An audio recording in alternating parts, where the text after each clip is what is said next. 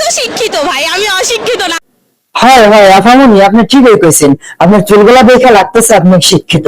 তবে আমার প্রশ্ন হলো, আপনার চুলগুলা বিদেশিদের মতো লাগতেছে, ঠিক আছে, তবে আমাদের বাংলাদেশের পাঠা আছে না, পাঠার যে দাড়ি আছে, আমার বোঝা বড় দাড়ি হইতাছে যে এটা কি আপনার চুল নাকি পাঠার দাড়ি। আমি inter second year running, so আমার ওয়ার্ড দেখলে আমি বুঝি, আর আমি প্রচুর ইংলিশে টাইপিং করি। ও আচ্ছা, তাহলে আপু আপনি যেহেতু সবসময় ইংলিশেই টাইপিং করেন, তাহলে আমি আপনাকে একটা ওয়ার্ড দিই, এটার মিনিং একটু বলেন। MOTHER, এটা কি আপু মোটর হবে নাকি মাটার হবে? অটর।